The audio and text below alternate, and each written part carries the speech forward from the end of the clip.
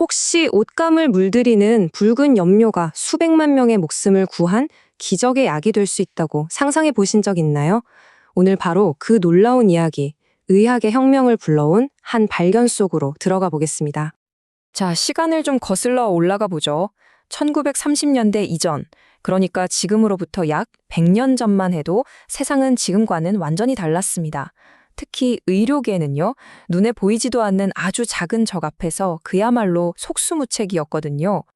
네, 바로 그 보이지 않는 적, 항생제라는 무기가 없던 시절, 의학계가 마주했던 암담한 현실을 좀 더 들여다보겠습니다.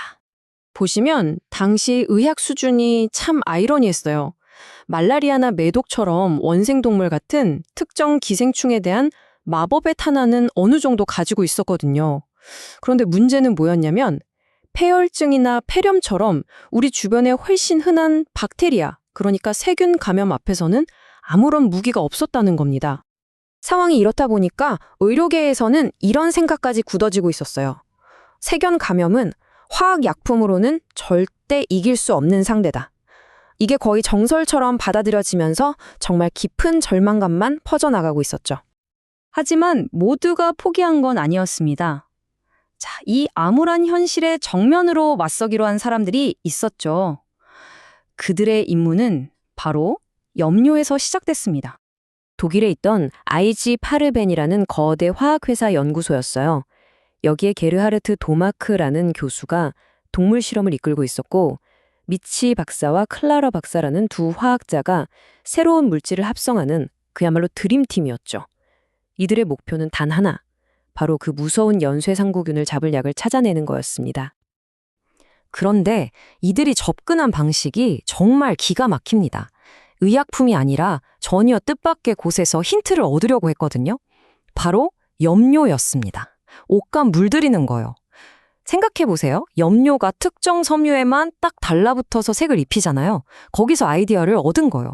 어쩌면 인체 세포는 건드리지 않고 세균에만 선택적으로 착 달라붙어서 공격하는 물질을 찾을 수 있지 않을까?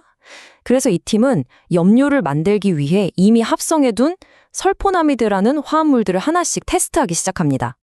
그리고 마침내 수많은 화합물 중에서 운명의 물질을 찾아내죠. 그 이름이 바로 프론토실입니다.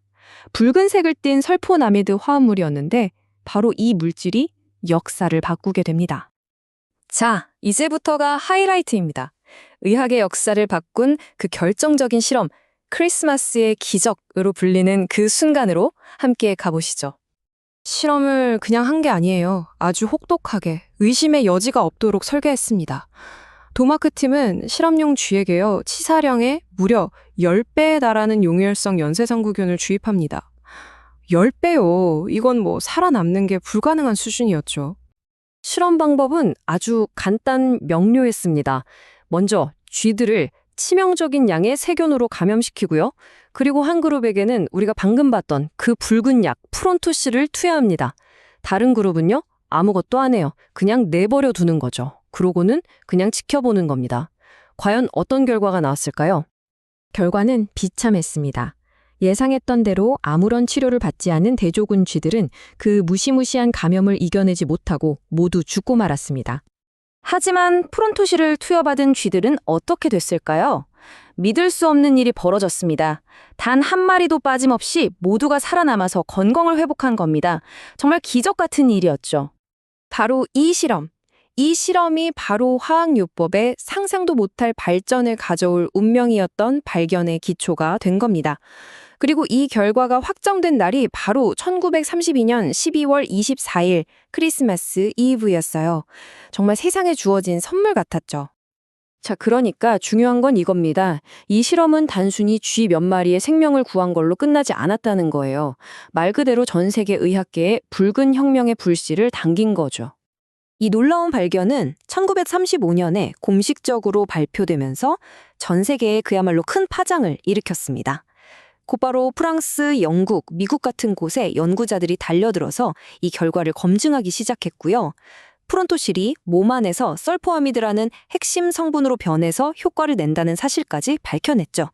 그리고 불과 몇 년 뒤인 1938년에는 영국에서 폐렴에 아주 효과적인 새로운 약물까지 개발해내는 데 성공합니다.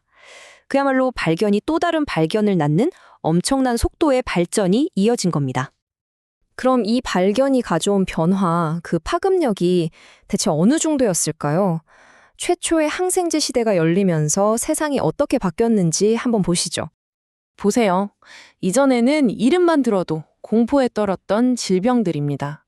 출산하다가 산모가 감염돼 사망하던 끔찍한 산후결, 그리고 뇌수막염, 폐렴, 이런 치명적인 질병들이 드디어 인류가 정복할 수 있는 리스트에 올라오게 된 겁니다. 설파제의 위력이었죠. 네, 말 그대로입니다.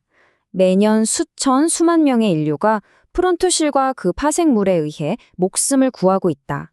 이 발견의 영향은 정말 즉각적이었고 또 엄청났습니다. 인류와 세균의 오랜 전쟁에서 드디어 우리가 승기를 잡기 시작한 거죠.